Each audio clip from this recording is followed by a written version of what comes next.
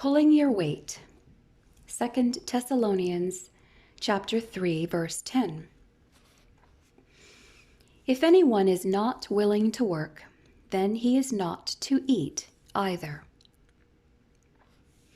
How can a good God intentionally deny food to a hungry person?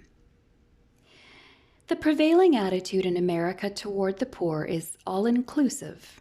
That is, the poor deserve the assistance of the more prosperous citizens, regardless of the reason or cause for their impoverished state. America's immediate response to the poor who were displaced by Hurricane Katrina in September of 2005 testifies to this widespread attitude.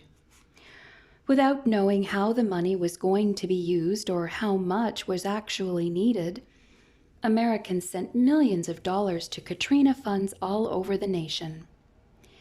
Evidence of misuse emerged when the federal government issued $2,000 in cash to the victims.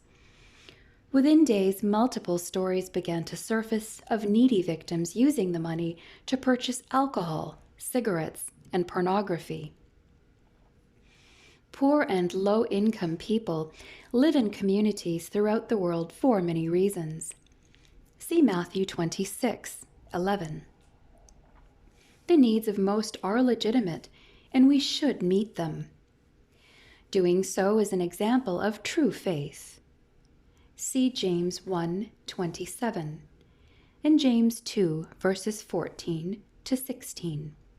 However, some are destitute because they refuse to work. They know that an organization or government program will inevitably come to their aid.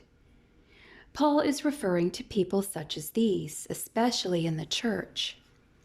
If a person can work but is too lazy or self-centered to do what is required to make ends meet, then he should be denied assistance. These people intentionally live unruly and undisciplined lives. See 2 Thessalonians 3, verses 6, 7, and 11. They are sluggards who crave everything, but they do next to nothing to acquire it.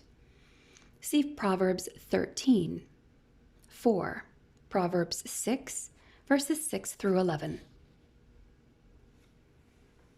Those who assist these folks mistakenly feed their weakness more than their bellies, an act that does nothing to help them in the long run. Such assistance is therefore unloving. Alexander Hamilton understood this principle. When an artist he knew, Ralph Earl, fell on self-imposed hard times and was unable to pay his debts, he was placed in a debtor's prison. Rather than simply pay off the man's debt, Hamilton devised a scheme to assist Earl to earn the money for himself and salvage his dignity. Because Earl was a painter, Hamilton encouraged his wife, Elizabeth, who encouraged others to sit for portraits. Earl's commission eliminated his debt, and he earned his freedom.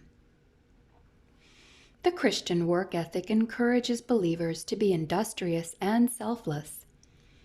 To refuse to work is frowned upon and a poor example of faith.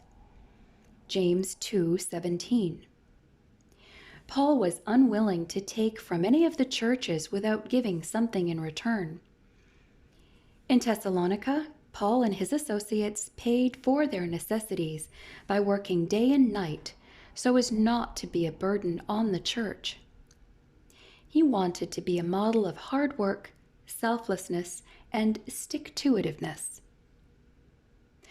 One should never become weary of doing good, a worthy exercise which cannot be accomplished without a sound work ethic.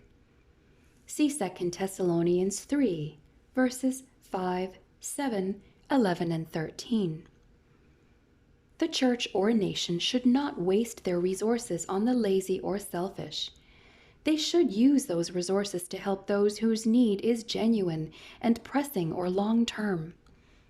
Good hard work is commendable, as is working hard for the good of others who cannot help themselves, which is the same as serving the Lord himself. Matthew 25, verses 34 to 40.